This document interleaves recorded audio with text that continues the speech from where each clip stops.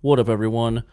It's your boy Patty, also known as Tox or Toxin, and this is the newest entry of Tox Tales. And that's right, you didn't hear that incorrectly. We have changed formats a little bit for the sake of further distinction, because I have now branched out to narrating true scary stories from different sites like 4chan and Reddit. We're putting all those videos underneath the title Tox Tells, and the playlist Tox Tales now will be where I do my personal accounts of stories from my life, and everything will still be under the channel Tox Tells though. So either way, this is just the new distinction for these videos. So welcome to the newest episode of Tox Tales, and this is going to be a banger of a story. I'm going to be telling you guys about the time I got caught drinking by my father when I was only about 13 years old. That's right. Started early. Started drinking the booze early, which is not good. Don't do that. And that's the disclaimer for this episode real quick. Don't do any of the things that I talk about in these stories.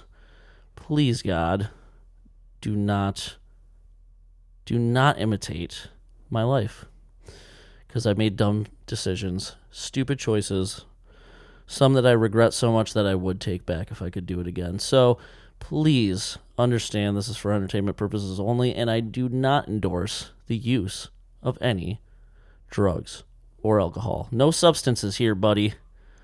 That's right, you heard it here first. No substances here. That shit's in my past, baby. So you better fucking learn vicariously through me. I know it's not easy, but please, if you're a youngin' and you're watching these videos, just try to learn through my mistakes instead of having to make them yourselves and going through the embarrassment and the pain and the dread that you have to go through when you get caught doing dumb shit. Don't do it. So anyways, this took place when I was about 13 years old. I have two older brothers, 6 years and 7 years older than me. And what happens when you have older siblings, for those of you who do already know this, but when you do, for those who don't, you start to be exposed to things earlier than a lot of people are usually, like alcohol and drugs, depending on who your older siblings are. Maybe not all the time, but a lot of the time.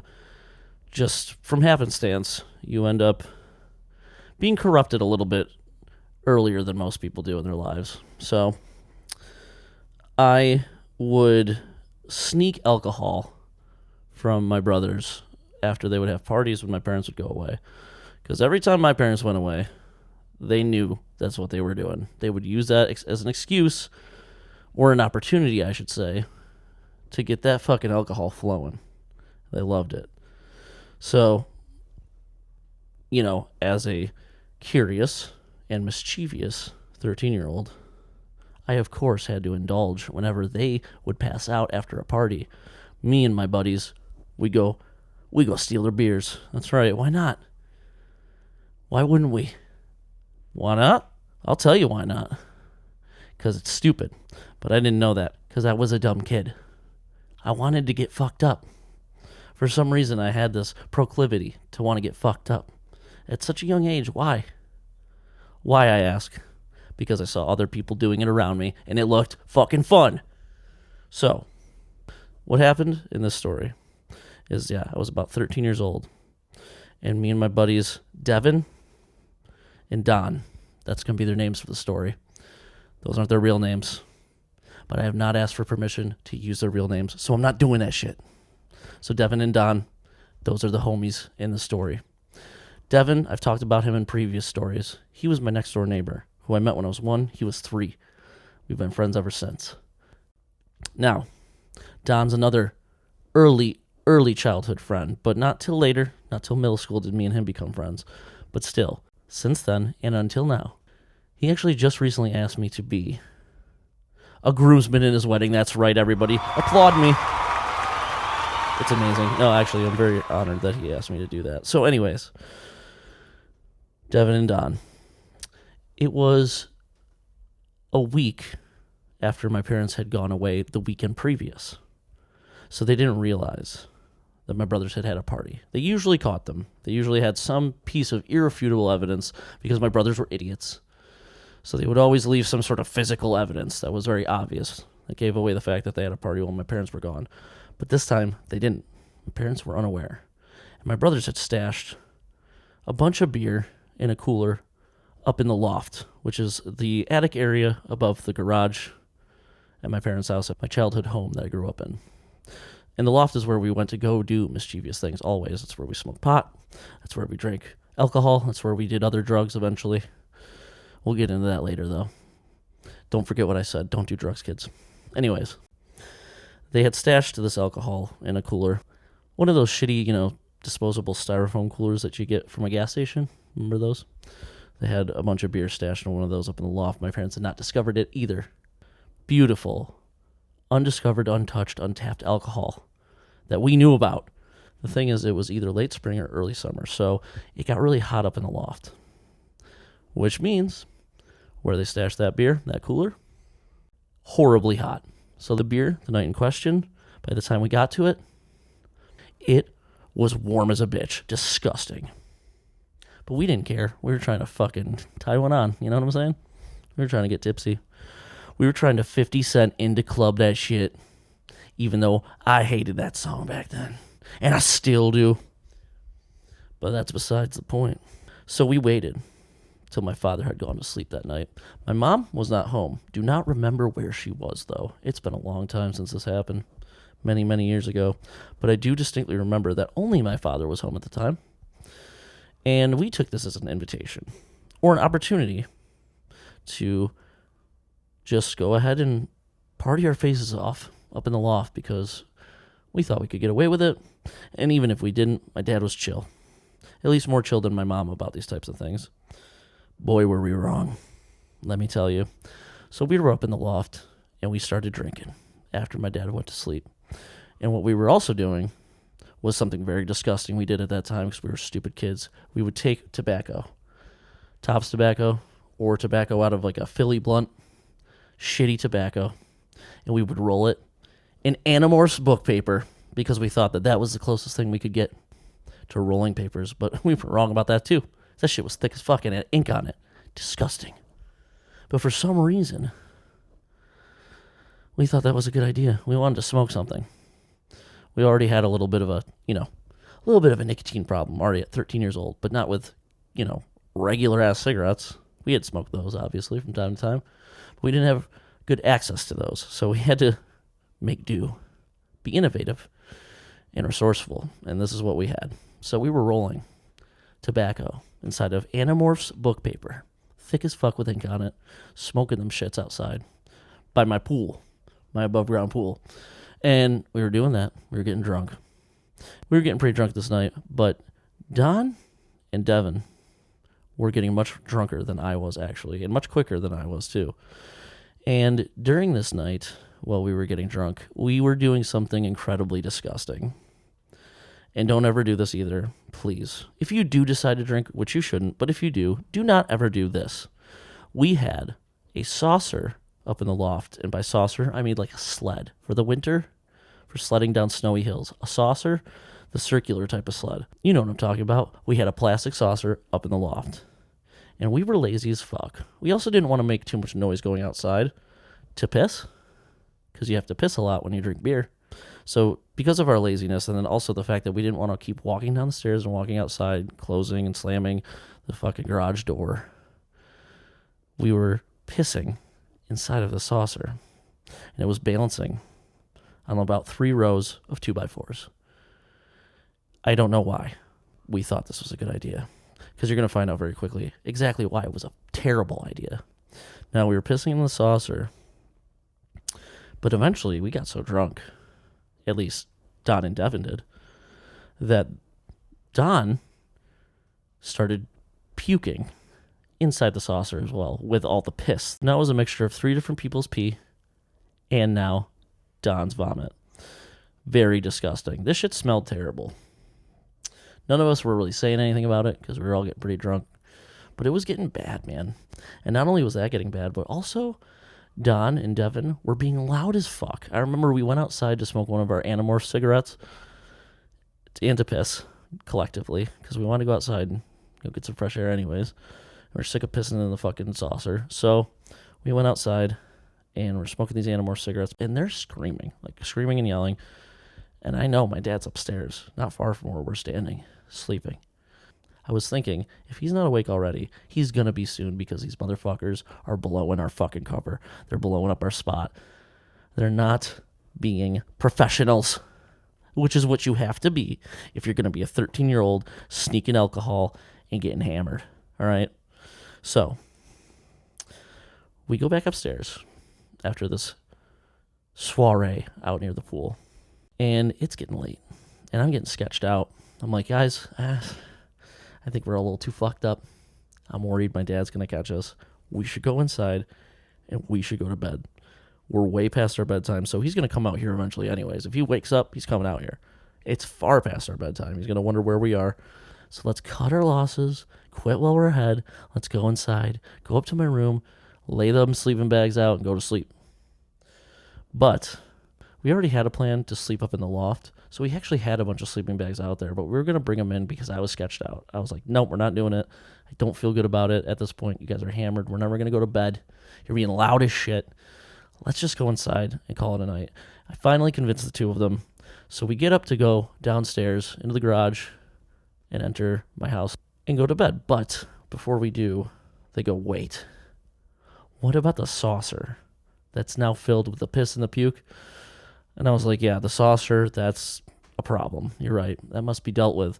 And they're like, what are we going to do? It's pretty full, man. And I was like, it's fine, I got this. One of you, can you help me? So I asked Devin to get on the other side of the saucer opposite of me so we could both pick it up, heave it up together, bring it downstairs slowly, bring it outside, and dump it so there was no evidence of us drinking, me being 13, John being 13, and Devin, of course, he was 2 years older than us, being 15, still too young. We did not want to get caught drinking by my father. We would be donezo, even with my dad being chill as he was. So we go and get in position. Devin gets on the other side, I get on the one side. And mind you, it's a saucer. It's circular. It's got a dip in the middle. It's not really a thing you want to pick up, especially if there's a bunch of liquid in it. So we go to pick it up, and I pick up my side, and Devin picks up his. But as soon as he picks up his side, I lose grip on my side.